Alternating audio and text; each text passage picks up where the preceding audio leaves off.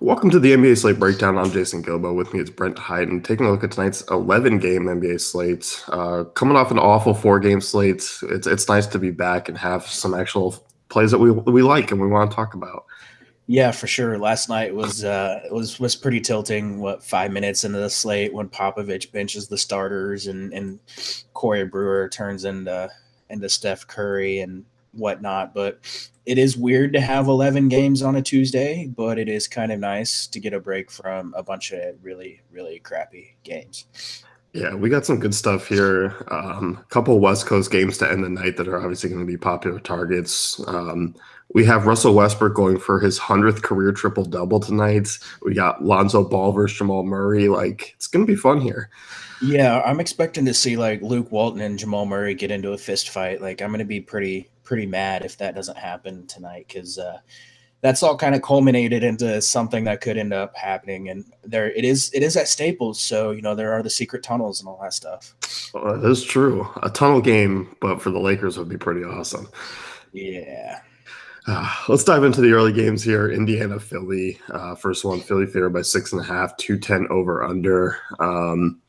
Both these teams have been pretty stout defensively of late. I'm not terribly intrigued with this game, but I mean, there are some superstars you can look to use. Starting with this Indiana side, I kind of digging through shooting guard. There are a ton of shooting guard options in good spots here tonight, especially now that Philly's dropped off defensively against shooting guards with Redick back. I don't mind Oladipo, but I kind of see myself going maybe a few other directions. Yeah, I certainly don't mind him. Obviously, he's a guy that's pretty trustworthy for cash games. Like he had a couple, down games against Atlanta, Utah, and Milwaukee, but like he's a pretty safe 40 plus fantasy point floor for cash games. But I think this is a spot where you can actually target him in tournaments. You mentioned Philly struggling on defense against shooting guards. They're 29th in defensive efficiency over the last 10 games. That definitely makes Oladipo interesting, and it's a spot where I just don't see him being popular. So in large field tournaments, you're probably going to get him 5, 6, 8% owned. So I definitely kind of like him in this spot as a tournament pivot, and then of course in cash games a safe option to go with.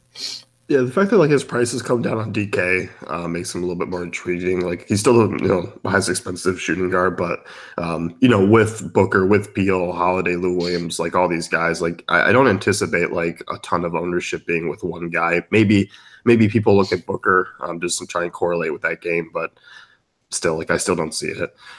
Yeah. I really don't see him being a terribly popular option. And the same goes for a couple other guys on the Indiana side of this game. I'm still intrigued by Bogdanovich, especially at his current price tag. In a matchup it's not great, but it's also not terrible. Philly's been solid against small forwards recently. They're second in defensive efficiency, but earlier in the season you could kind of pick on them with some of these wing guys, and he's been really good recently. We're talking about a guy that's playing a decent amount of minutes, shooting the ball really well. He's shooting 54% over the last 6 games, averaging 30 fantasy points per game over that span. Still really cheap, especially on DraftKings at 5,200. So he's a guy that if you're wanting to get exposure to the Pacers side of this game, I think you can. And Darren Collison could end up moving back into the starting lineup, and he's another guy just really cheap, especially on DraftKings at 4,900. If you're looking for a low cost point guard option, I do kind of like him in the spot. Yeah, I don't mind it. I mean, Collison, before the injury was playing really well. I think the only guys I'm kind of off of is basically the front court here. I think there's just a ton of other center options I'd rather use over Miles Turner. We've seen Thaddeus Young's minutes trend back down. He's only averaging 30 over the last 5 games. A little bit different story from Thaddeus Young, a month or two ago when he was averaging 37. And with Booker back, or Booker there, we talked about the possibility of that happening. So it's just kind of a mess situation. Yeah, it's a revenge game for Trevor Booker. Oh, God. He's been fine, but he just hasn't been fantasy relevant. Well, yeah, he's not going to play more than 17, 20 minutes maximum. So he's not really. So when you're looking at it, it's more of a joke there. But if you're building an all revenge narrative team or all fight narrative or just a narrative street lineup at all tonight, then Trevor Booker could be your value option. Anyone else you like here? No, not really. Philly side of things, some of these guys have kind of cooled off a little bit. Like we've seen Ben Simmons and Joel Embiid kind of cool off, I guess, for their price tags. I don't mind either in GPPs just because I think they're going to be pretty, or they're not going to be really that popular. Like I don't think this game's going to be draw a ton of ownership, but like Joel Embiid, I have some interest in here. Yeah, I do have some interest in tournaments. I am a little worried about fatigue here for Joel Embiid. Like we've seen his rebounding really go down, and that's happening in games where he should just be able to dominate the boards. I mean, against Brooklyn, 26 minutes, 8 rebounds. Charlotte, only 5 rebounds. Obviously, Dwight Howard a little bit, better than the average center as far as pulling down rebounds, but Milwaukee only had 8 rebounds. Like I do have a little bit of concern about his like fatigue levels because he hasn't really played. This is the most he's played in a season, like his entire career. So I would definitely work on maybe getting him in some tournament lineups, but definitely not someone that I'm looking at in cash games. And you mentioned Simmons. Obviously, he's a guy just because of his ability to rack up their peripherals and especially at his decreased price tag over on DraftKings. Like I do have some interest in cash games and tournaments there. We've seen like Dario Saric pick it back up, Robert Covington as well. I liked taking shots on Covington back when he was like 5K. Now that he's priced up a little bit, like in this matchup, I'm not terribly intrigued. But I guess GPP is like he's still worth a look. Yeah, he's still worth a look over like in tournaments. I mean, DraftKings is what 5,900, FanDuel is 6K. Really, really tough to trust a guy that's been so up and down this season. So obviously, you're not using him in cash games. I think your two cash targets from the rest of this game is going to be Dario Saric, as you mentioned. He's just been really, really good recently, just consistently scoring over 30 fantasy points, playing really well. His rebounding has actually started to trend upwards since Embiid has been slacking in that department. And then JJ Redick, just because still a price play for Redick. Like he's not a guy that's generally going to come out and get you less than like 24, 25 fantasy points. And against a Pacers team that has struggled against spot up shooters, you could see Redick kind of thrive in this matchup. Yeah, definitely don't mind that. Anyone else from this one? No. Minnesota, Washington next year, 216 over under. Washington favored by 3.5. Looking at this Minnesota side, I don't mind targeting some of these guys. Like their price points are still fairly solid. I want to start with Jeff Teague just because I don't feel like I kind of was, I guess, baffled a little bit that his price still hasn't really gone up. I mean, he's only, DraftKings, he's 6,600 still. He's 7K on FanDuel for a guy who's just going to get you 30, 35 fantasy points. I think it's a floor with Butler out, and then, has that upside if he can notch some steals. Yeah, like his price has actually gone down over on DraftKings. Like just a few games ago, he was up to 7,400. He's down to 6,600. You mentioned just a safe option here. Has been performing really well with Jimmy Butler out. Assist totals over the last 2 games have trended upwards. Has the steals upside as well. Playing a decent amount of minutes in games that stay close. So yeah, I think he's an excellent cash game option. You could even sprinkle in some tournament exposure, especially over on DraftKings at that price tag. The guy that I have the most interest in is going to be Nemanja Bjelica. They call him Professor Big Shots. That's actually his nickname. And he has been hitting some big shots recently, playing really, really well. Had absolutely torched your Boston Celtics for 30 points and 12 rebounds. Only had 10 points and 7 rebounds against the Warriors, but had 3 steals and 2 blocks. Like, he's just filling it up recently, and Price hasn't really come up to account for his usage and minutes that he's playing. So this is a spot against a Washington team that has really struggled against wing players this entire season. I feel like Bjelica, even at his elevated price tag, still has plenty of tournament upside and is a safe cash game option. Yeah, I'm with you. I mean, for a guy who's averaging nearly 40 minutes per game over the last 5, like you said, like the price, like I think people are kind of maybe a little bit uncomfortable paying that for him, but you shouldn't be just with this production. And yeah, I mean, he was probably the only player in that Boston game to really do anything for Minnesota. Yeah, and I mean, this is a guy, like I said, minutes just freaking ridiculous recently. What is he, like 40, 45, 40, and 40 over the last 3 games, 34, 34, 33 since Butler went down. Like, just ridiculous amount of minutes out of him, and we would expect that from Tom Thibodeau.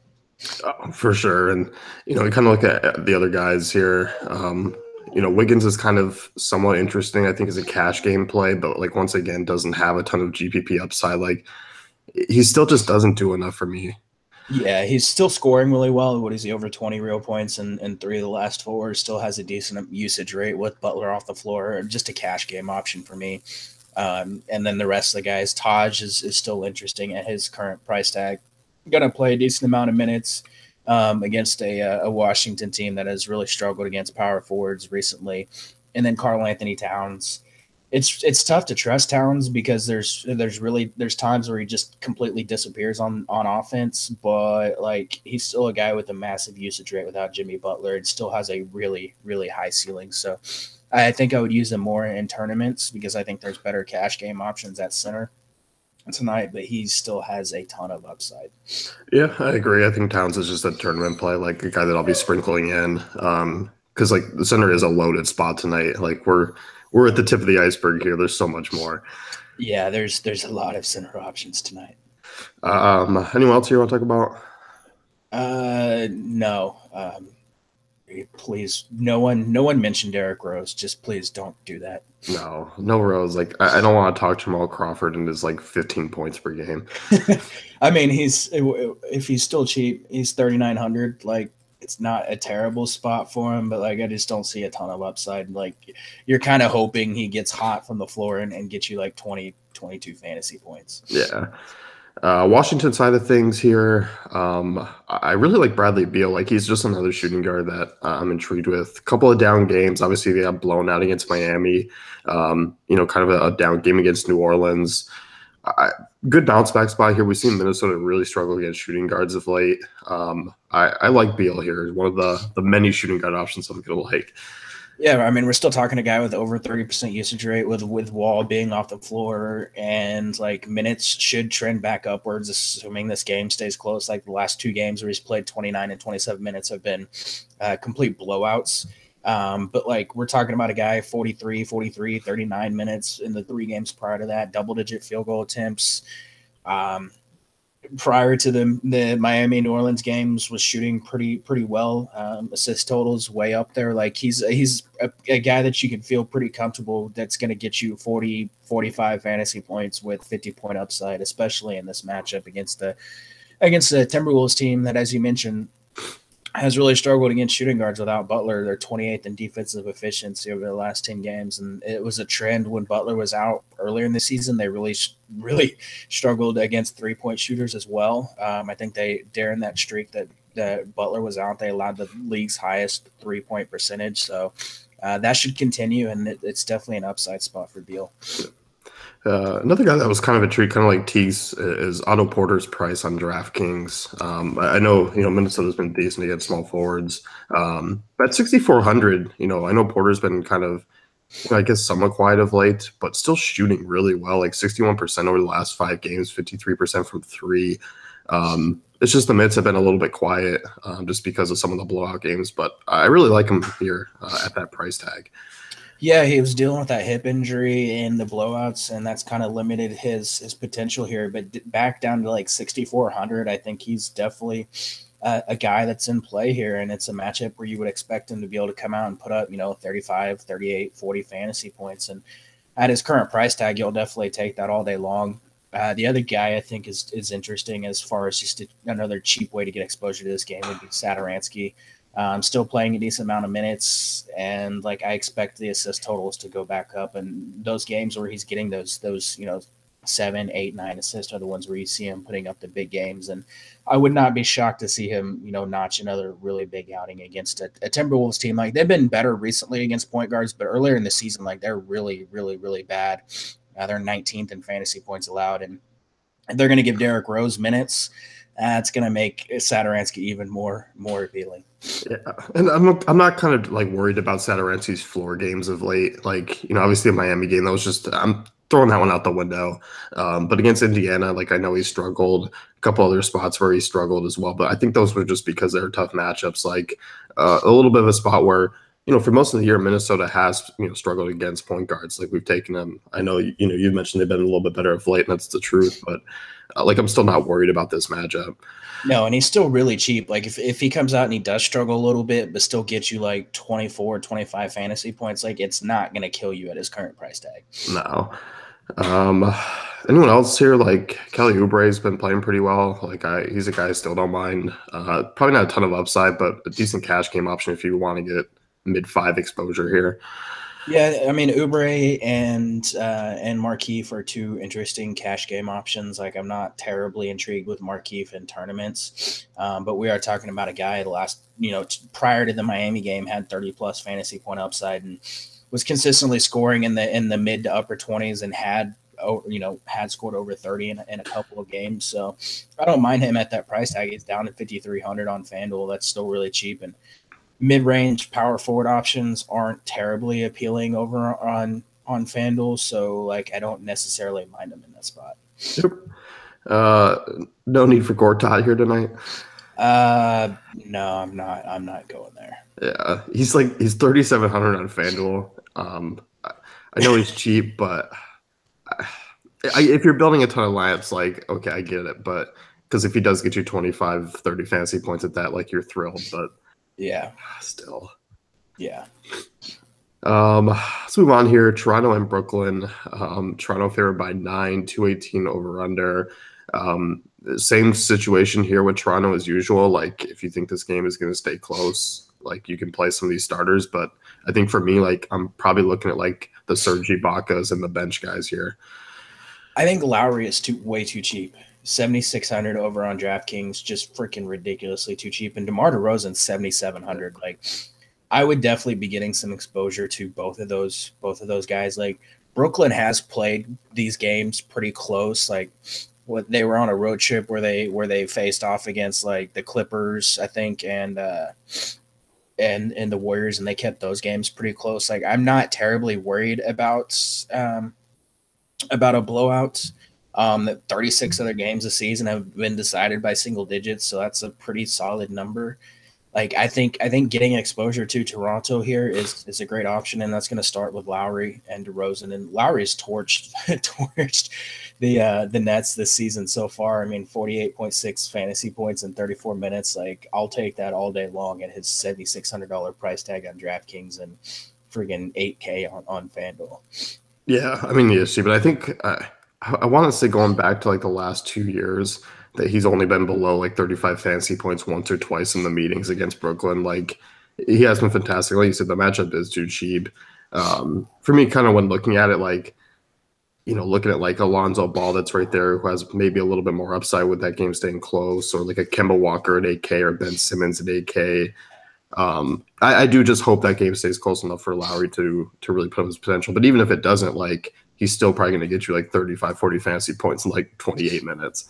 Yeah, like I mean that's the thing. Like he's going to be one of the overlooked options, I think, with the other games, especially late night games. So like if you're getting him at 5, 8, 10% ownership, and he comes out and at his price tag gets you like 40, 42, 44 fantasy points, like it's a pretty big return, especially at that ownership level. Which we have, I mean, all year. I think Lowry's been completely under-owned. Yeah, the Raptors getting all kinds of disrespected. Americans. You mentioned DeRozan's price tag. How do you feel about him tonight? Because like I kind of overlook him a little more. Like I'd rather go Lowry if I'm picking one of the guards. Like I really like him over on DraftKings at 7,700. I think I'm still going Lowry over him, like at that price tag. But he's still another guy. I think he'll be more popular than Lowry, just because he tends to be more popular than Lowry. But like I don't necessarily mind going that route either. Yep. Front court guys here, like I said, Serge Ibaka is fairly cheap. I know he's been kind of playing limited minutes of late. I know some of that's kind of blowout related, but I mean there were a few close games where he struggled, and obviously he got ejected in the Detroit game. So I don't mind him here. Like he's crush booking all year. Like he's cheap enough where I don't think like a blowout will hurt him either. Yeah, I think you get some exposure to him. I also don't necessarily mind Jonas Valanciunas, who should be able to dominate in this matchup. Like he's been playing limited minutes recently, anyways. So like a blowout's not going to hurt him. And And like this is a matchup. I mean, plugging in centers against Brooklyn is pretty much a lock for 6x value unless you're Cristiano Felicio.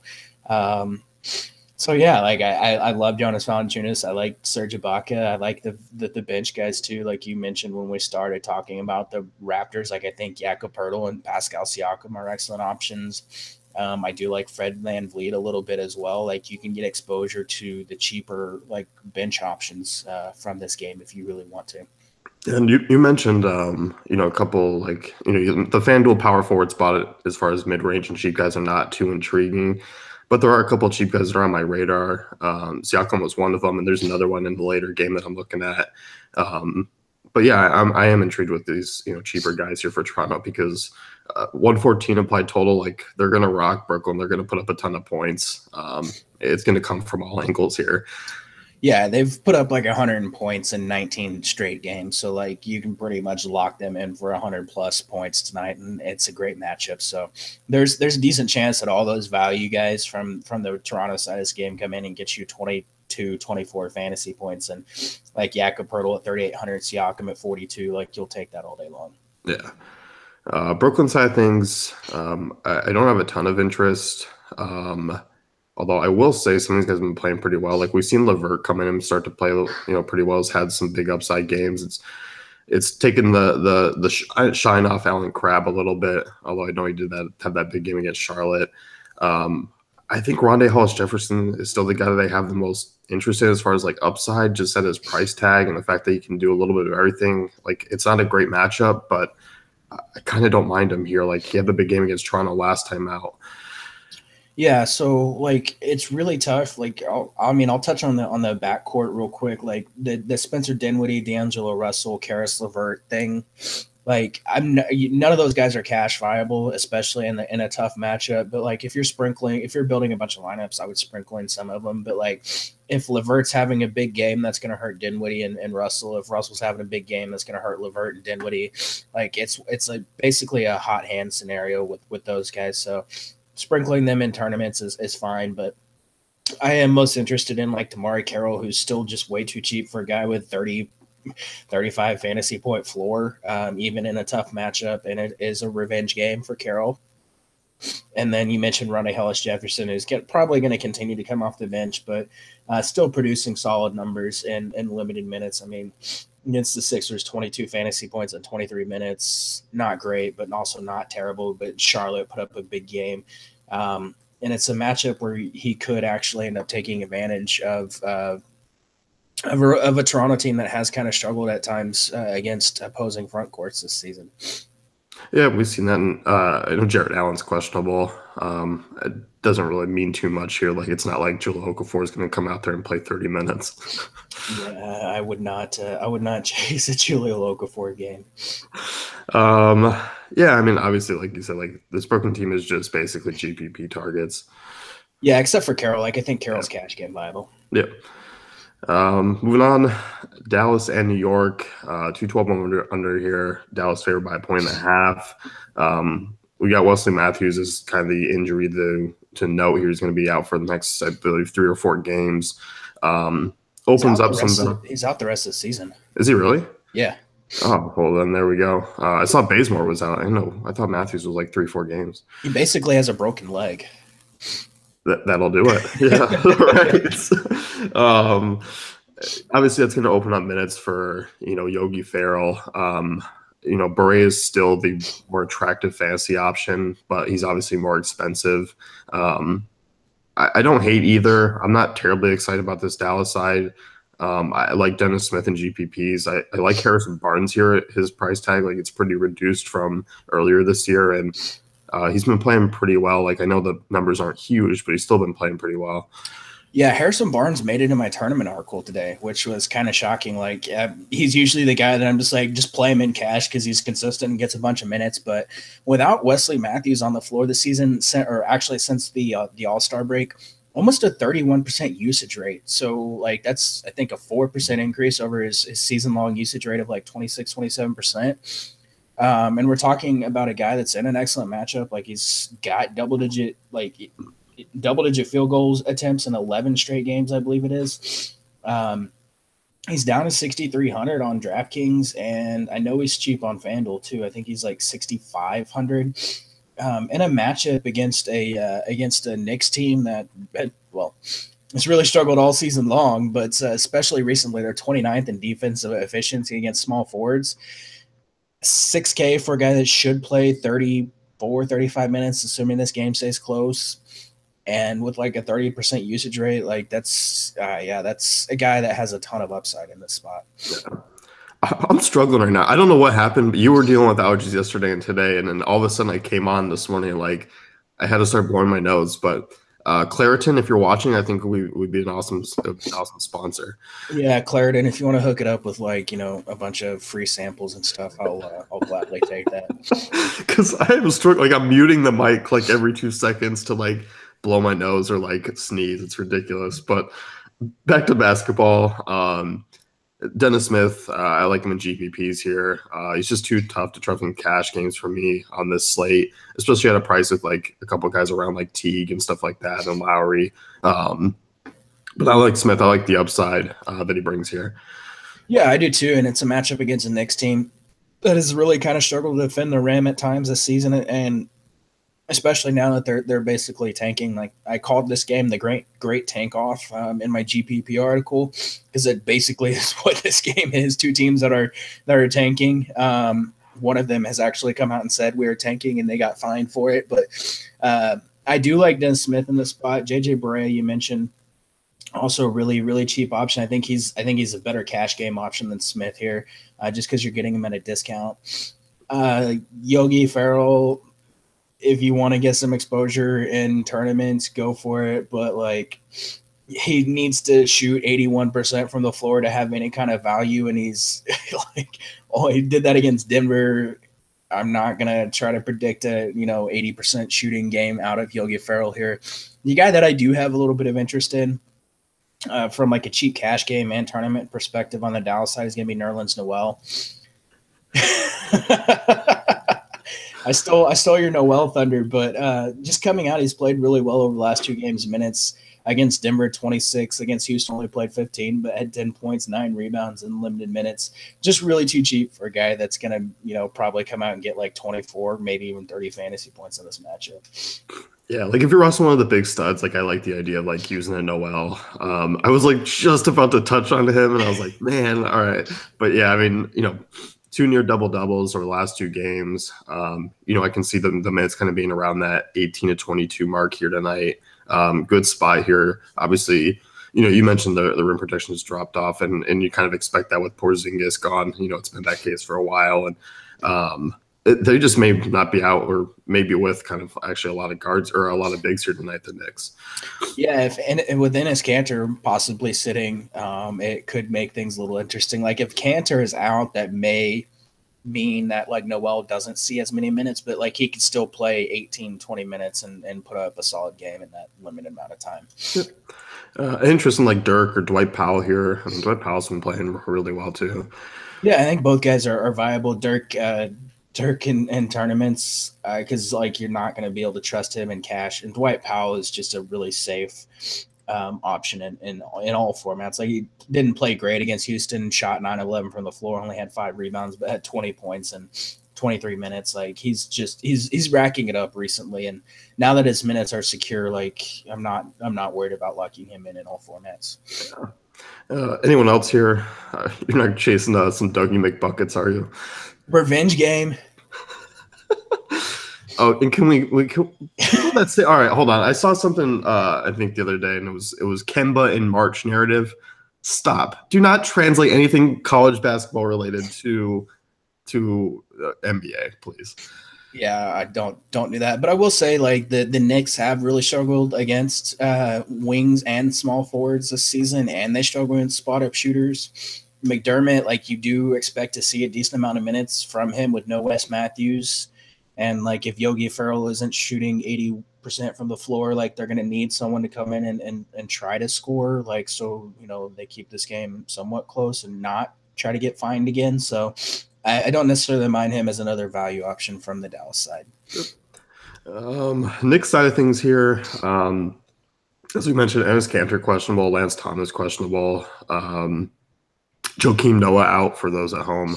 Um, Outside of that, like I don't like a lot of these guys here. I think Moutier is interesting in GPPs just because the minutes continue to still be there, and I don't mind attacking Dallas with point guards. Like I think there is some upside here, especially if those peripheral stats can come in because. I mean, outside of the Portland game, like, he hasn't been shooting too bad, like, 50, 46%, 53% against Golden State. Like, he has some upside here. Yeah, actually, he made it in my tournament article for today. Like, obviously, we like picking on the Mavericks with point guards. We like picking on the Mavericks with guys that run the pick and roll a lot. And while Moutier is only in the 5th percentile of efficiency for the pick and roll, it is something that he's doing like almost 50% of his possessions this season. The Mavericks, one of the worst rim protecting teams in the NBA, 34% of Moutier's shots are coming at the rim this season.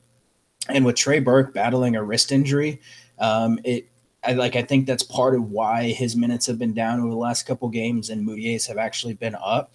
So I'm just going to be playing a lot of Moutier, especially in tournaments at his current price tag. Yeah, like he's about it for me. I know Kyle Quinn's played pretty well over the last few games. He has 3 blocks exactly in each of the last 4 games. If Cantor's out, like I think you can take a shot here. But I mean, I still think actually even if Cantor plays, like he's shown some upside here, especially on FanDuel. He's 5,500. Obviously, it's a higher price tag, but if he's going to keep getting those blocks, yeah. If Cantor gets ruled out, Kyle O'Quinn is going to be chalk, and chalk cock is like a double-edged sword. Like it's one of those things that it generally busts, but like you're afraid to fade it because he could also just go bananas. So if Cantor's out, you just kind of have to roll with the chalk Kyle O'Quinn. If Lance Thomas potentially being out as well, that could open up minutes for Unicornet. Sorry, I had oh man, well done. Like I don't know what the dude just torches the Raptors and then does nothing against everyone else. But like he would probably find himself on the plus side of like 25, 26 minutes with those 2 guys out. So he's just another value option. And my God, Tim Hardaway Jr., massive usage rate with Lance Thomas and Cantor off the floor. It's like 27% this season, 0.82 fantasy points per minute, and he's actually been playing really well recently. So you could even go there, even though like you're definitely not using Tim Hardaway Jr. in cash. Yeah. Let's move on here. OKC Atlanta, 215 total. OKC favored by 6. Steven Adams questionable again here. I would be surprised. I think they just need to chill and give Steven Adams a break here. Yeah, they really do. I don't necessarily think it's the Thunder's like choice though. It's one of those things where Steven Adams is like, I'm playing, and Billy Donovan is just too scared to say no, you're not. I would be. Yeah, I would be too. I do hope he sits though, because obviously that's going to open up some value options for the Thunder. Yeah, and we talked about this yesterday with Jeremy Grant and Patrick Patterson. And if you tuned in, it's kind of the same story. If Adams sits, it would be the same story with everyone here. Like Melo's basically the same price coming off a decent game. I wouldn't mind him again. I do think on an 11-game slate that I'm going to be looking at other directions than Paul George and Westbrook, just at their prices. Like I think it's going to be the same story here. I did mention that at the beginning, like Westbrook is chasing his triple-double, but even at a triple-double at these prices now, like we said yesterday, it's still not great. Yeah, it's kind of scary to fade Westbrook against an Atlanta team that is just we've just been picking on him for like the past like 10 years with point guards in every kind of fantasy format at this point. So that is a little scary. Obviously, in cash games, feel free to roll him out there if you want to. He's just like LeBron. He's basically a lock for 50 fantasy points. I mean, shoot, the dude had like 9 fantasy points halfway through the second quarter last night and ended up with like almost 51. At least on DraftKings. Over on FanDuel, it wasn't the same story. But like, if you want to roll him out, feel free. Excellent spot for him. Excellent spot for Paul George. Excellent spot for Melo. Like with Adams off the floor, it's going to open up rebounding upside for both of those guys. So I don't necessarily mind getting exposure there. I think Melo is tournament viable. George, a safer cash play. And I mean, obligatory at this point, I have to mention Steph Curry just lighting it up for the Oklahoma City Thunder. Corey Brewer, sorry. Yeah, he's still cheap. I was gonna say, is there one name that you're missing? I feel like you were missing someone, but you covered it. You owned up, and you're like, you know what? Corey Brewer's in play. Like he's part of the maybe all like the train is going to derail soon. Like you can put him and like Brooke Lopez in because there's a lot of guys here who've been playing well, but I feel like they can just go off at any minute and just completely like derail your lineups. And Brewer is part of that because, like you said, he's shooting exceptionally well. That's never been really a forte of his. He's rebounding at a decent rate, and against a bad rebounding team like Atlanta, like I can still see maybe 5 rebounds here, and still with a steal. So I do think he does have a reasonable floor in this matchup, especially at these prices. Yeah, I definitely don't like. We saw the 3-point floor out of him last game where he shot 25% against the Kings, but he still got to the line 7 times. Like I said, he's basically turned into Steph Curry since joining the Oklahoma City Thunder, and one of these days it's gonna backfire, but he's gonna be a popular option against a terrible Atlanta team, and fading him in cash games is probably a terrible idea. Yeah. And if Adams plays tonight, like I don't have interest in Adams. I just I'm worried about a re-injury here. I know he was dealing with a hip last night, but he's pretty banged up. Yeah, he's really banged up. Hip, ankle, everything is hurting for him. I need to pull up the quote. He said he had trying to figure out, I don't remember what it was. It was some weird thing that he said he had. And I don't even know what this means. It's some Australian term. Where did it go? I know I'm derailing the podcast. I can't find it at this point. Well, I mean, I'll take the time. It's not going to be a long time because we can talk. Here it is. He says Australopithecus afarensis. Whatever that means. That just sounds like a scientific name for a fish or like one creature down there. Probably. So, Atlanta side, they were calling up players like left and right yesterday because they're just so banged up. Dennis Schroeder's, he's probably Hawks outside of Taurean Prince had a freaking mammoth game against Chicago, but this is a different matchup here. Yeah, I will say, like, I do have a little bit of concern with Dennis Schroeder. There's probably like a decent chance he plays very limited minutes in this matchup. He is probable, though. I would expect him to play. Without Bazemore, since the All-Star break, since they got rid of Bellinelli and all these other guys, 41% usage rate and 1.49 fantasy points per minute in 62 minutes.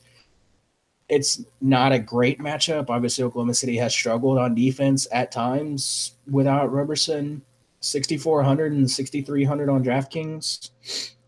1.49 fantasy points per minute and 41% usage rate. Like, that's a pretty solid tournament option there tonight.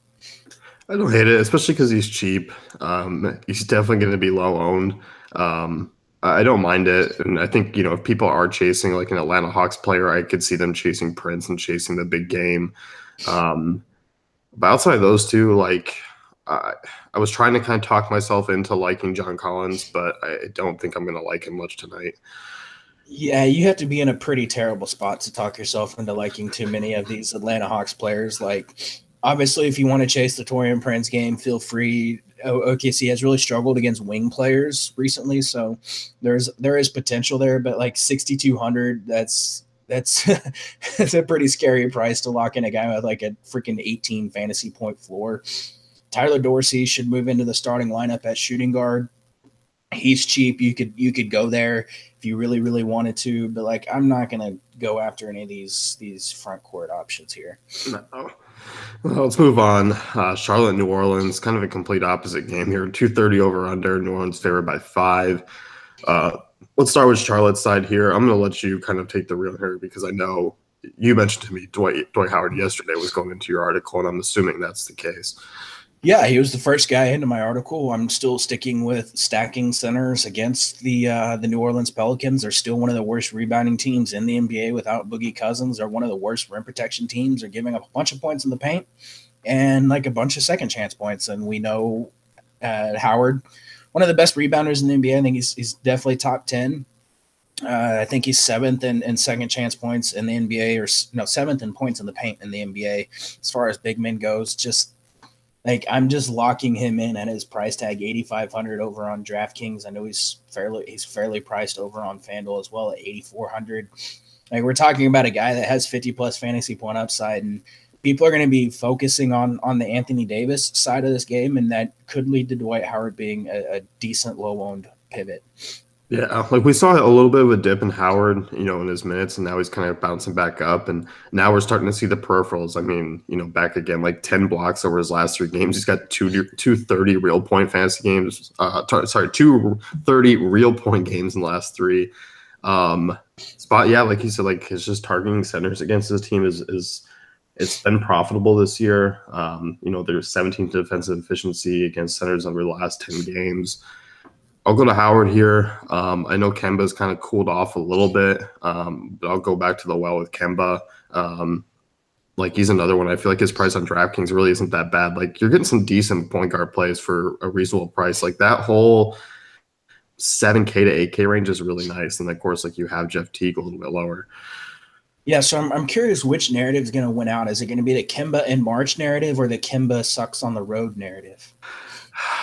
I'm gonna go March narrative, because I think people are gonna say that he plays really well, and they're gonna be like, oh, it's March. I'm like, yeah, it's March for everyone else too. Yeah, it is. I mean, it's March for Taurean Prince too. Yeah. He's gonna teach us all how to rebound. So let me bring something up too real quick. When people say it's my Friday, but it's really Wednesday,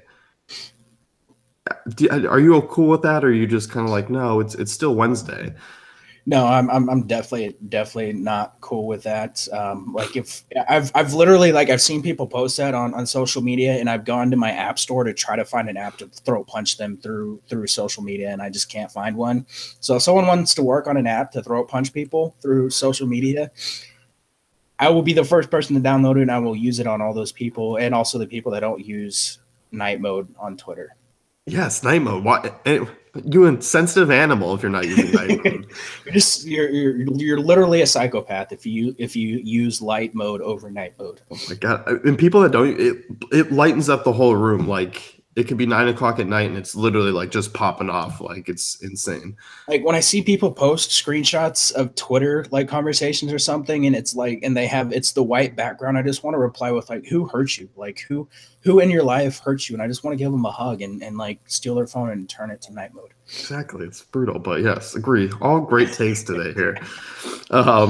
Nicholas Batum, next one here, playing really well. Coming off a big game against Phoenix. I don't mind him at this spot. Like once again, another shooting guard that I'm willing to look at. Price is a little bit up, but I think it's fair given his recent play. It's not a bad spot for him. It's not something that's eye-popping, but I don't mind him here. It's a fairly solid spot for him just because he has the ability to rack up the peripherals, and like 7,100 on DraftKings. And let's see, what is he on FanDuel? 7K on FanDuel. Like we're talking about a guy that is consistently scoring over 30 fantasy points and has 50 plus fantasy point upside. Like I'm gonna take that and run with it, especially over like on FanDuel and tournaments. Like you're probably gonna get Nick Batum really, really, really low owned. DraftKings is probably a different story because he has the multi-position eligibility.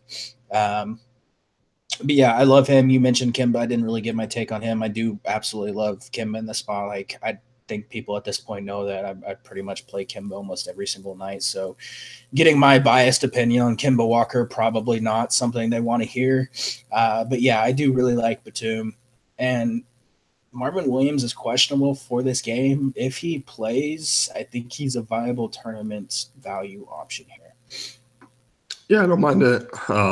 That's about it though. Like I don't have any interest in really the cheap guys. Like I'm not looking at like Lamb or Kaminsky. I mean, I guess Kaminsky if Williams sits, but I'm still not terribly intrigued.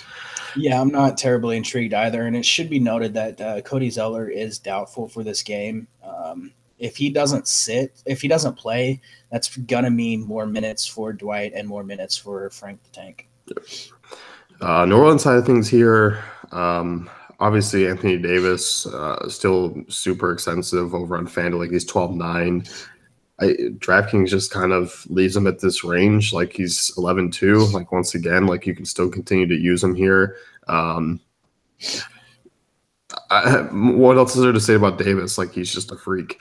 Yeah, he's coming off his first career triple double, and he did it with rebounds and blocks. I think it's him and like Hassan Whiteside that own the last like 5 triple doubles with blocks. I mean, 10 blocks against Utah, 5 against the Kings, 4 against the Clippers, 3 against Dallas, 5 against Phoenix, 5 against Miami. Like the dude's racking up blocks like something else. So playing a bunch of minutes, which like is really concerning coming off an ankle injury, but like, if you want to play him, play him. Like, there's really no reason to fear using him in cash. And like, I'm probably gonna fade in tournaments just because I'm a glutton for punishment and I hate money, and I'm fading Corey Brewer and Anthony Davis. But like, if you want to use them in tournaments, go for it. If you're going the balanced route, you're probably not going to be able to afford them. No, I don't think so. Like at these prices, and there are some great mid-range plays. Like there's a lot of balanced guys that you can go with tonight, and I agree. We talked this strategy a lot. Like it's just a good way to go in tournaments, especially. And if you still want to get exposure to New Orleans here, like there's some other guys that I'm willing to play. Drew Holiday is one of them. Charlotte's been pretty pedestrian against shooting guards for most of the season. 20th in defensive efficiency over the last 10 games. Holiday's a guy I like in tournaments a little bit more. I kind of like some other guys in cash games if I am going that route, but I think he's intriguing, especially with that upside. And the assists have been there. Like he hasn't been shooting great over his last few games, but just the peripheral numbers are huge. Yeah, they really are. And again, he's playing a lot of minutes in these games that are staying close. Double-digit field goal attempts in 3 of the last 4. Obviously, the Washington game, he only had 8. Only shot 25%, but he also only played 28 minutes. But you mentioned the peripherals. 10 assists against the Jazz, 17 against the Clippers, getting some steals in there too, getting some blocks in there. So, yeah, I think he's viable. At that price, like I don't know if he has a ton of upside, given like price considered. So I feel more comfortable with him in cash. But if you want to roll him out in GPPs, go for it. Yeah, I mean, it is 8,200. Like, obviously, it's a little bit stiff, and you're kind of thinking like 40, 45 fantasy points is enough. But I don't know. I definitely could see a 50 burger out of Holiday tonight. Like, it would not surprise me. Yeah, it's much easier on DraftKings at 82. 8,900 on FanDuel is a little bit different story. Yeah. Rest of these guys here, like Rondo, I don't have a ton of interest in here. Starting to slip a little bit. I know I have a couple blowouts, but I think just at another position, like, or maybe another night, I like Rondo, but not so much here. Yeah, I mean, he's basically just turned back into a pumpkin, and now we can fade him again. Yeah, these games aren't on TV. New Orleans is kind of, they're up to what, 4th seed in the West. Maybe Rondo's taking his foot off the gas. He's saving himself for playoffs. Mirotic, like he's another guy. Like I don't feel the need to go with here tonight. Yeah, I'm not really looking to go there. It's basically just Holiday and Davis for me. Easy enough. Clippers and Chicago. Clippers obviously in a great spot here on the road against Chicago. I like a lot of names here with this team. Like I like the top end options. I like Jordan in this spot. Jordan's been playing excellent basketball of late. Obviously a spot where he can crush against a Chicago team that isn't great on the glass, and they have a lot of shooters that particularly can't shoot very well at times, and I think there's going to be a ton of boards here for Jordan. Yeah, I think you covered it.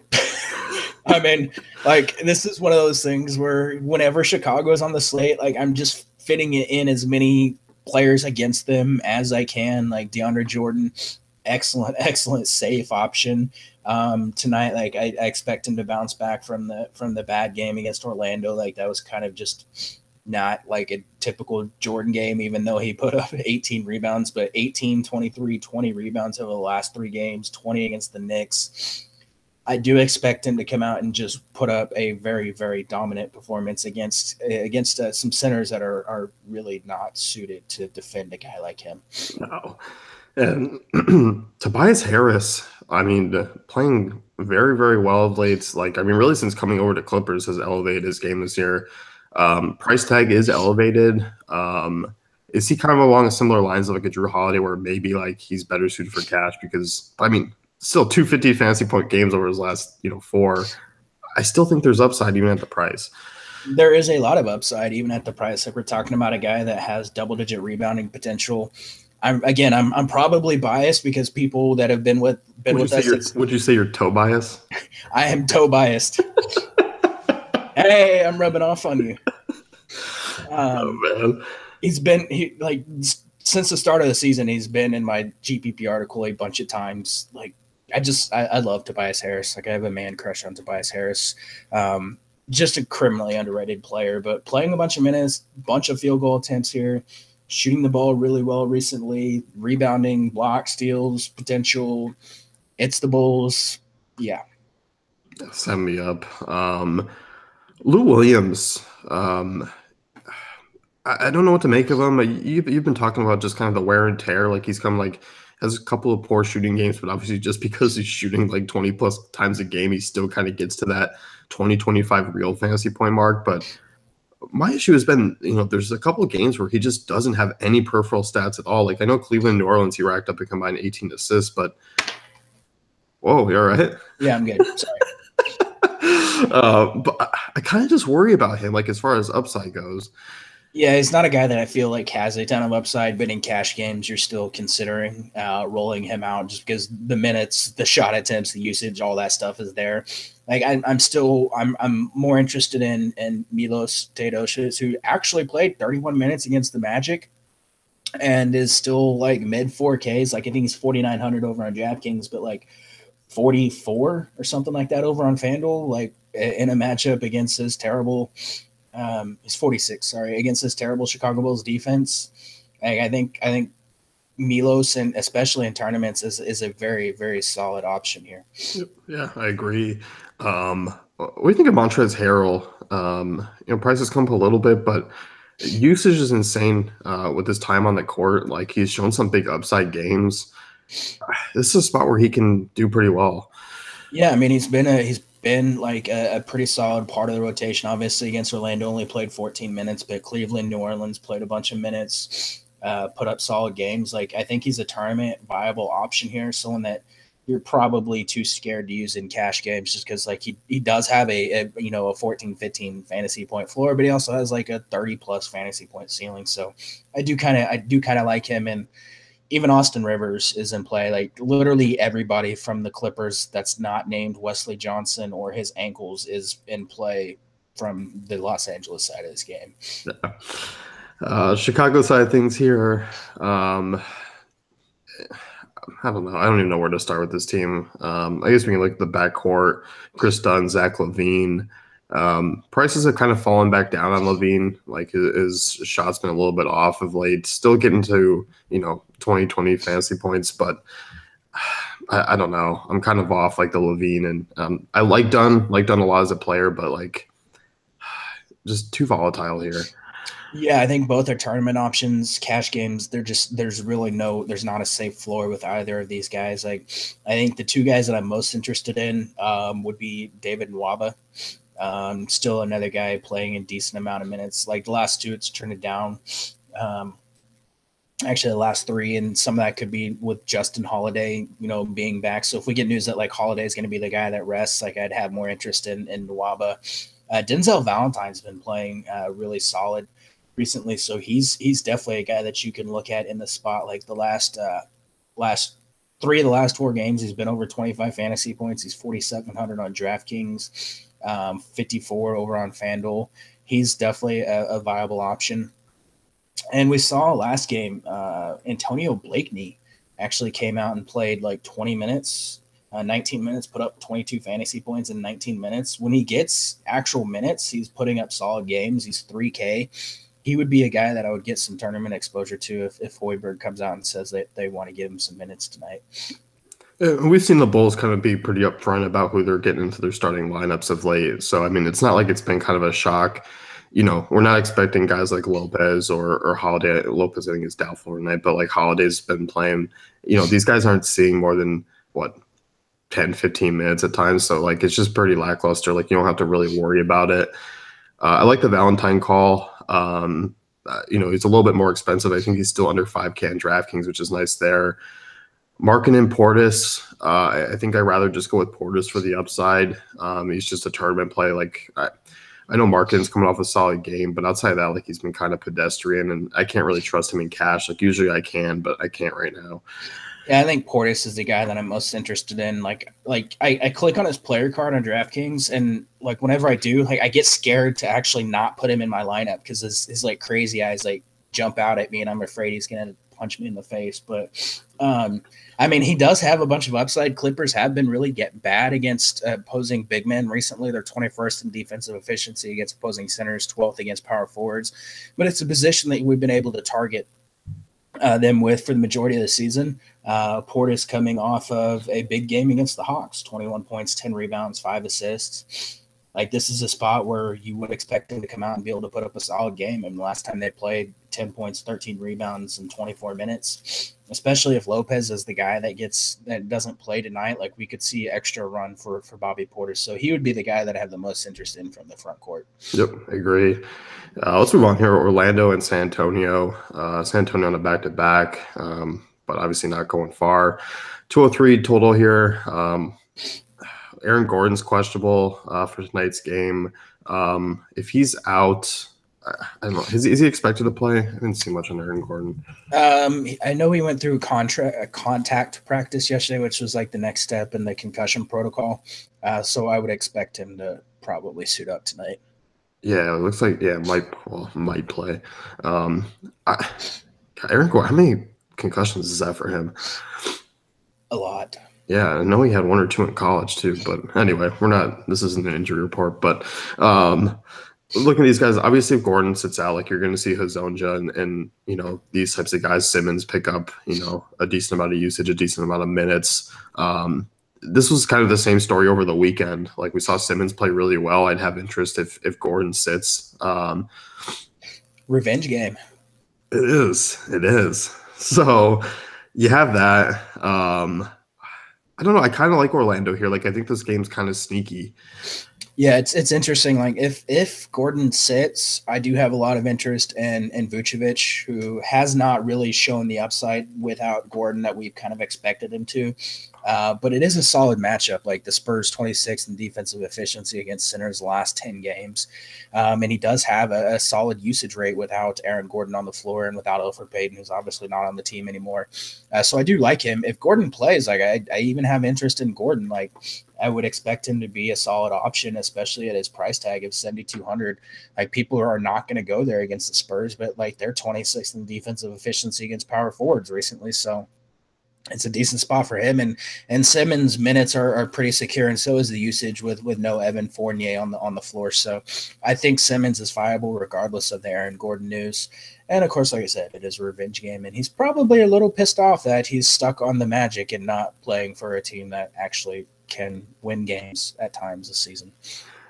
Very true. God, Vucevic burned me over the weekend pretty bad, but I'm definitely willing to go back because he's going to be low owned. People are just going to kind of assume like, oh, Spurs, like I don't need to really touch Orlando. So I like Vucevic a lot in GPPs, especially given the price has dropped a little bit.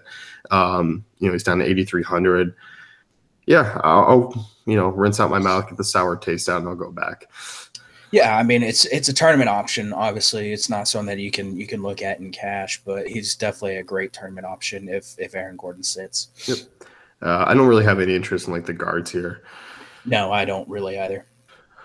Spurs side of things here. I think some of these guys are obviously in play. You look at Aldridge. I mean, due back here tonight. I'm curious to see his ownership. Like, I don't think it's going to be too high, and I think this is a spot where you can crush in. I mean, it kind of depends. Like, I don't necessarily know if he's going to be back. Like, it wasn't rest. It was like it was knee soreness. So, like, he's still questionable. Last I saw, I didn't see anything that led me to believe that he would actually is. I thought it was injury management, or was that Kawhi? That's Kawhi.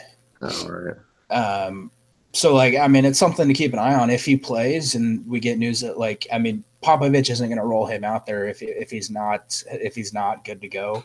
If he plays, like, I'm all in this matchup. Like, I know he's been really bad recently.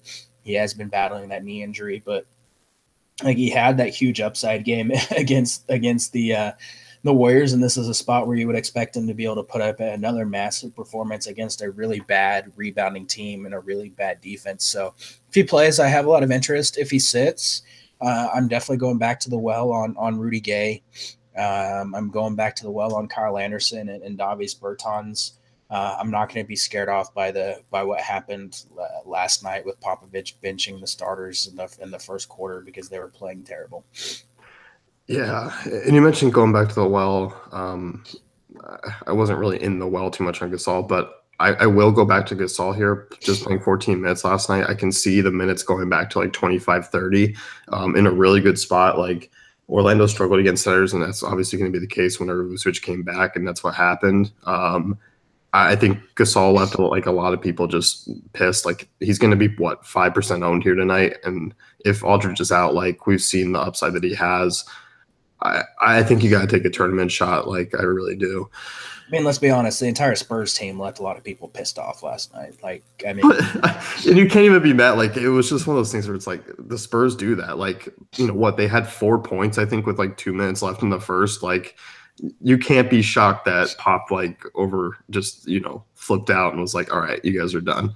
Yeah, straight up hockey substitutions. But like that's the thing with Popovich, and people have to understand this. Like if the starters are playing like crap, Popovich is going to bench them, and it's not Pop. It's not like Pop being Pop. It's Pop wanting to freaking win games, and if you're not doing your job, he's going to bench you. So just have to hope these guys come out and do their job. I think they probably got the message though.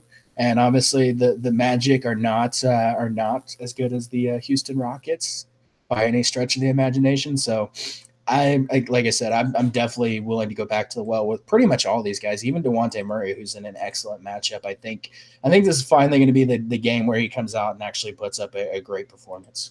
Yeah, I like him here, and this is a must win for the Spurs. I feel like this. We were digging into their schedule the other day, and they've lost for the first two of a really rough stretch coming up here. And this is a game that they kind of need to win before they go and play like Golden State again. They play the Thunder again. Like there's some really tough matchups ahead. Yeah, they're in jeopardy of not making the playoffs for the first time in 20 freaking years. Like it's been this is the first year they've won over 50 games in 19 straight seasons. So this is going to be the first year that they're not going to win like 50 games. I don't think Popovich wants to miss the playoffs. So like I said, I expect them to come out and really take care of business here.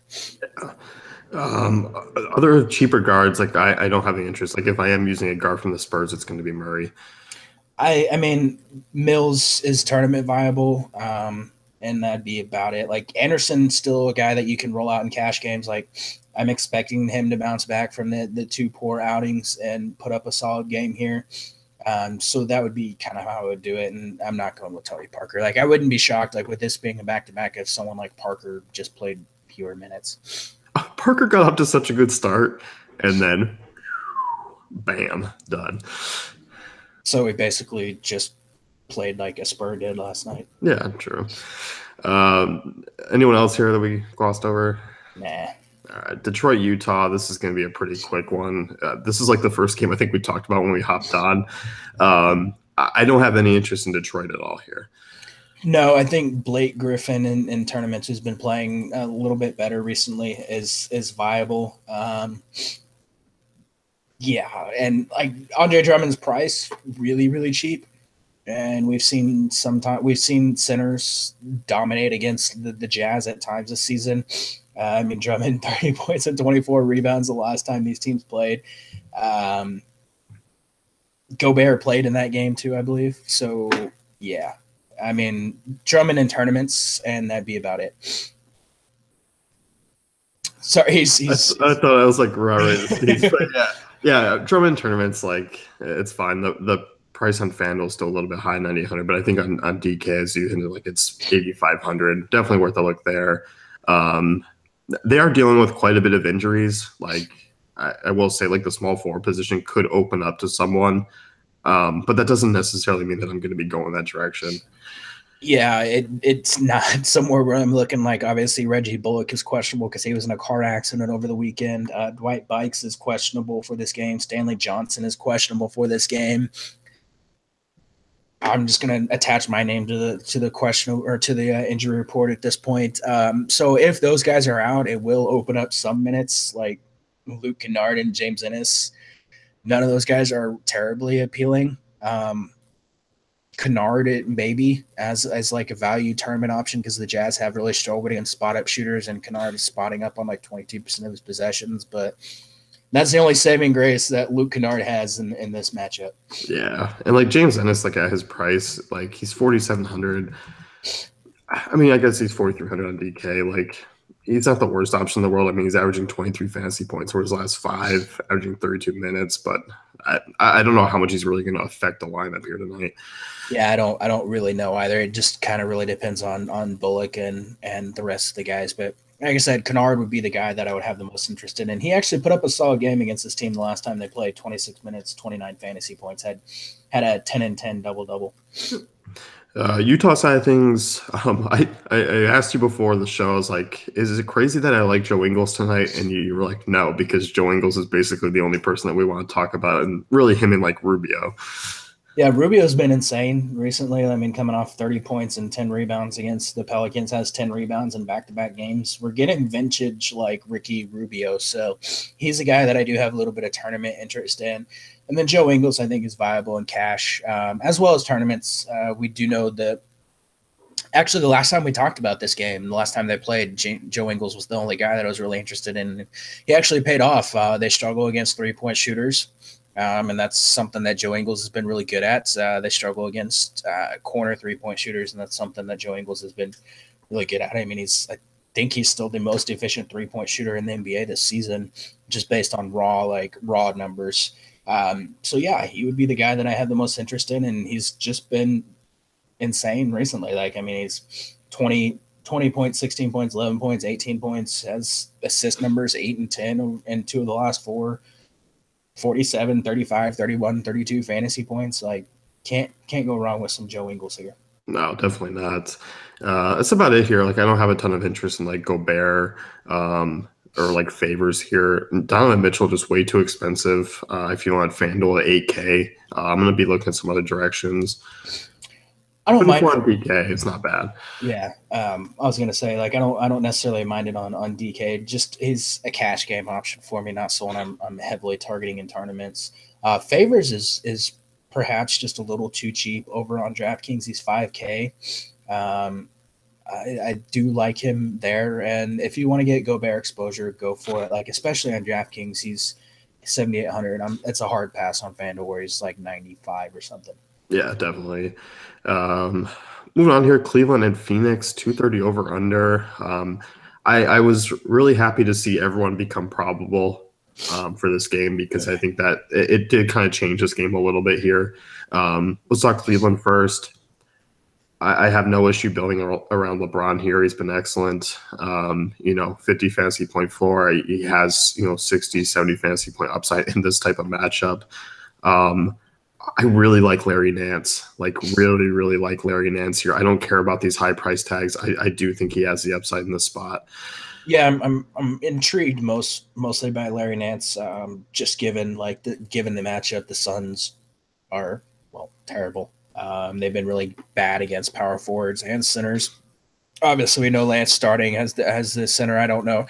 I need to go back and look. I didn't watch the Cleveland game last time out, but I don't know if Zizic and Nance played any minutes together, which would have moved Nance to the 4. But yeah, it's just a spot like Phoenix 30th in defensive efficiency over the last 10 games against centers. They're giving up a bunch of rebounds, and Tyson Chandler, I don't actually expect to play a bunch of minutes with Cleveland going small. So Nance should be able to absolutely dominate in the spot. Yeah, he really should. And as far as like the cheaper options, everyone else is pretty cheap, but there's been kind of a reason for it. Like George Hill's been kind of up and down, hasn't been as great in some of these good matchups as I've hoped.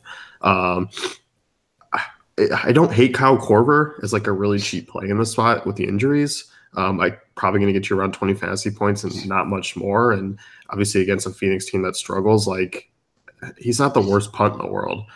Yeah, I would have more interest in him if Rodney Hood sits out. I believe Rodney Hood is now either questionable or probable for this game. But without Chetty Osman in there, he's still going to get some minutes. So I do kind of like him at that price tag. And one quick really good news for you, Mr. Vikings fan, Kirk Cousins is signing a 3-year deal with the Vikings. Oh, baby. You like that? You like that? Oh, man. All right. Good to know. Oh, yeah. I just seen the Hood is upgraded questionable. Yeah, I would be off Corver if that's the case, though, for me. Yeah, for sure. It's mostly just LeBron and Nance here. Like you can sprinkle in George Hill and Clarkson and maybe even some Rodney Hood in tournaments if you're really, really dying to get exposure to one of those guys. But it's LeBron and blocking it. Like LeBron's just a lock for 50 freaking fantasy points at this point. Like, and Larry Nance. And yeah, that's pretty much it. Yeah. Phoenix side, I definitely have interest with some of these guys that are back. Like I like Devin Booker here. You got Josh Jackson, you have TJ Warren, you have Devin Booker are all probable for tonight's game. I really like Booker here in this spot because I like pairing him with some Cavs guys. Like Alfred Payton's still viable. And I'm going to toss a name out there as a cheap guy, and that's Dragon Bender. Damn it, you stole my thunder. Oh, you got me back. Well, that's payback for the Noel. He's actually in my tournament article. I guess I'll touch on Booker first. Obviously, we want to keep an eye on the news. Like, what was it? Their last game over the weekend, he couldn't even extend his arm. So that's obviously, I know he's listed as probable. Still, that's a little concerning.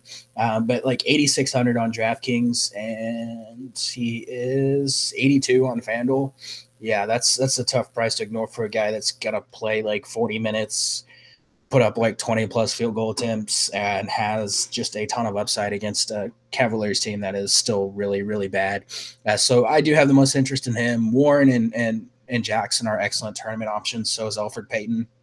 And then Dragon Bender, it's pretty thin. Like he's playing a bunch of minutes. He's not performing extremely well, but the Cavaliers do really, really, really, really, really, really, really struggle against spot up shooters, and especially guys that are shooting from 3-point range. And that's pretty much all Dragon Bender is doing. Like 50 something 45% of his possessions are coming from on spot ups this season.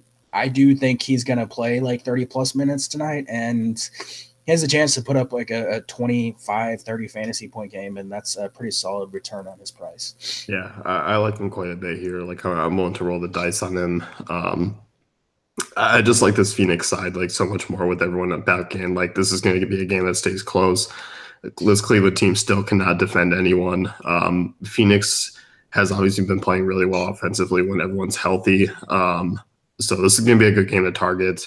Like you said, Josh Jackson, TJ Warren, definitely good GPP options just because of the ownership. It's going to be pretty low on them. Yeah, and just throwing this out there, the Cavs lost to both Los Angeles teams by 14 points, and they gave up 121.5 points per game in those two games. So, like, if you're giving up 121.5 points to the Lakers, yeah, you definitely want to get some Phoenix exposure here. Yeah. So a very good game to target. This next one is last game of the night is as well. Denver and LA. These two teams just played 2 games ago. Start with the Denver side. I like Gary Harris and I like the bigs, but we do have to talk a little Jamal Murray beef here. Yeah, it's kind of funny. Like I had to go back and look and figure out why Luke Walton had beef with Jamal Murray, and I guess it came from like that the first time they played when like Lonzo was trying to dribble out the clock and like Jamal Murray sprinted from halfway across the court and like stole the ball from him. Like that's a stupid thing to get really pissed off at. Like how like did Kevin Durant rub off on Luke Walton and like the petty is like now in LA and not in the Bay Area? Like is that what happened? Well, just you gotta look like I've always expected the Walton family to be very even keel and kind of just so lackadaisical about everything, but that wasn't the case. No, and I have to say, like Luke, if you've ever heard Luke Walton talk, he's like, when you look at him, he's not a guy that I expect to have a voice as deep as his. Like it's kind of weird. Like I know that's really off topic and has nothing to do with daily fantasy at all. But like, I just don't expect him to have a voice as deep as his. No, it is true. It doesn't fit like his frame and personality. Yeah, for sure. But from a basketball perspective, I do really like Gary Harris in cash games. He's just this. He's kind of the safe option to go with. Jamal Murray in tournaments is a really really good option. I don't know if you want to roll him out in cash games. Like it doesn't seem like a very safe option for a guy that is heavily reliant on hitting a shot, but he is pretty hot from the floor over the last 3 games 50%, 41%, and 50%, 20 and 22 real points over the last two. We know the Lakers really struggle against point guards, and he's averaging like 37 fantasy points per game against them this season.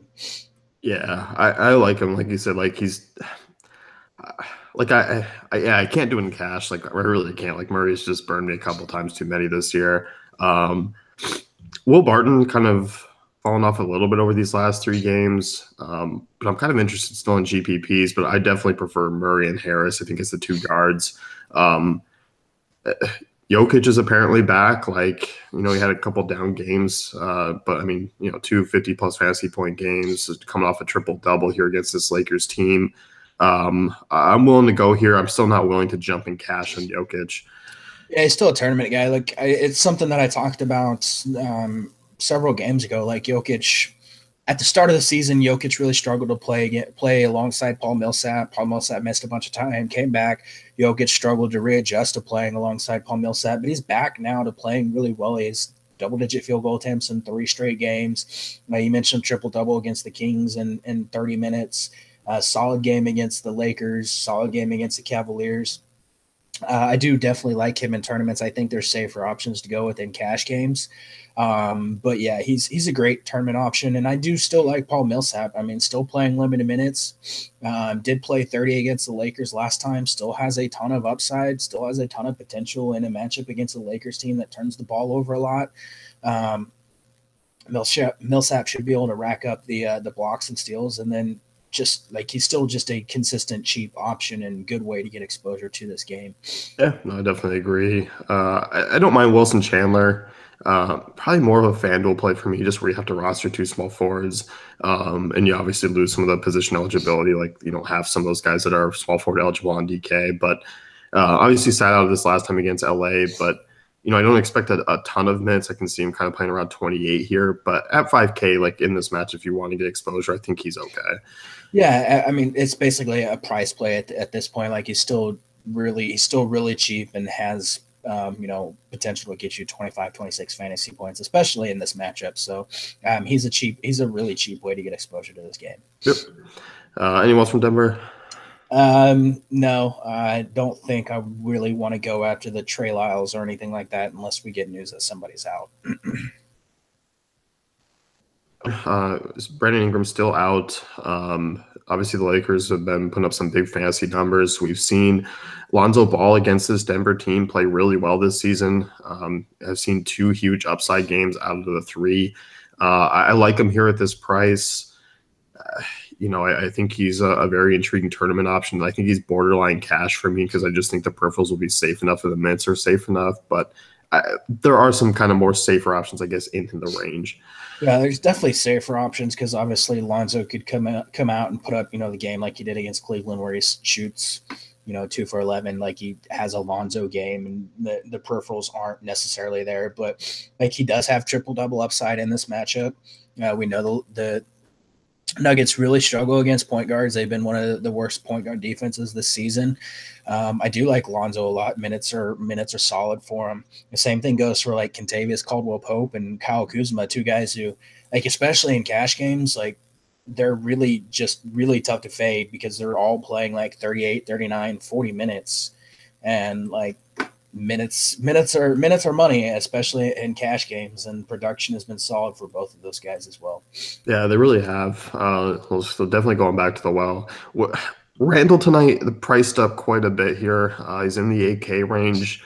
I'm not expecting like a big, 36-14-7 game like he did against Cleveland. I kind of see him hovering around like the 35-40 range.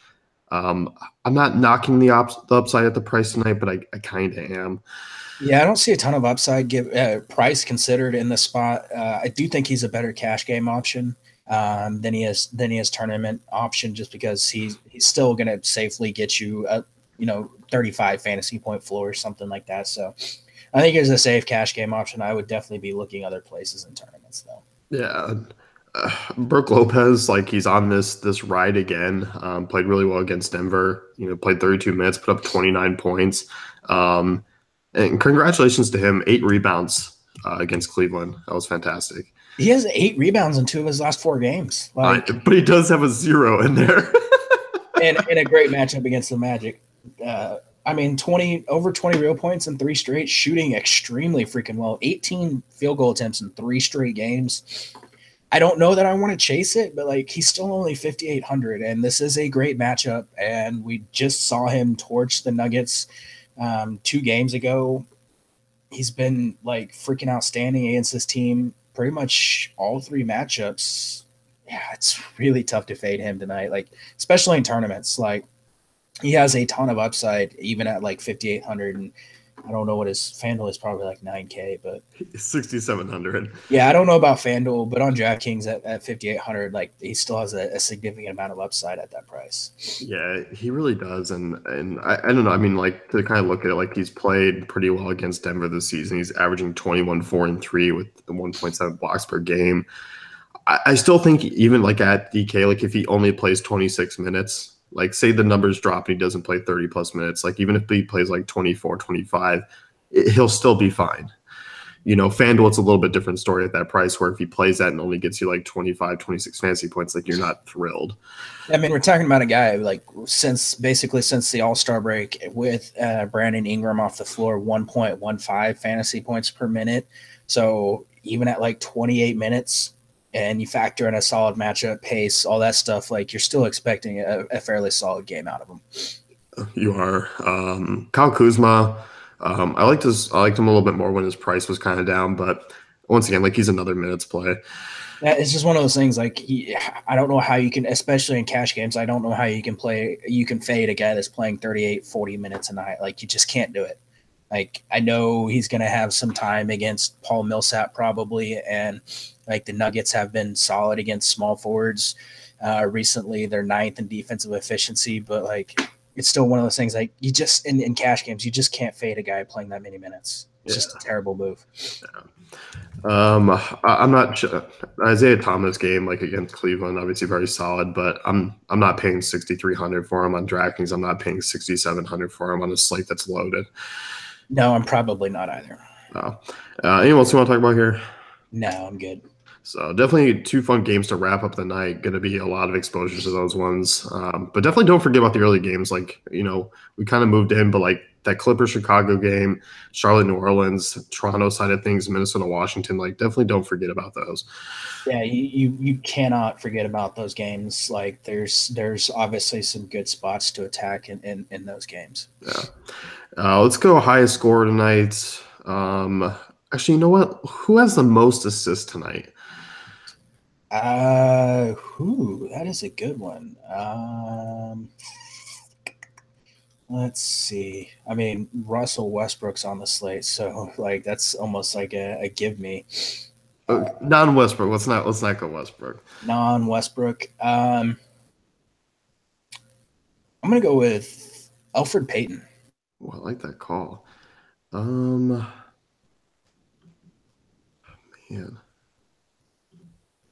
It's a tough one here. I'm gonna go Drew Holiday. Interesting. I almost went with Milos. Almost. Oh man. Yeah, I was tough because I was I could see Kyle Lowry also putting up a big assist game too. I could kind of see that, everyone just hitting their shots and Lowry comes through with one of those 15, 10, and 7 games. That would be pretty awesome because he's going to be locked into my lineups. So, that's going to wrap it up for us. You can go to DaveFantasyCafe.com. You can check out Brent's GPP article, which I spoilered his Dragon Bender pick, but he took my Nerlens Noel, so it's fine. We're even. Check that out, and I'll be here tomorrow just because it is a bigger slate. It's only 4 games. Oh, tomorrow's Wednesday. I keep thinking today's Wednesday. Oh, yeah, I'm thrown off. But yeah, so we'll be back tomorrow. Yeah. Good luck tonight.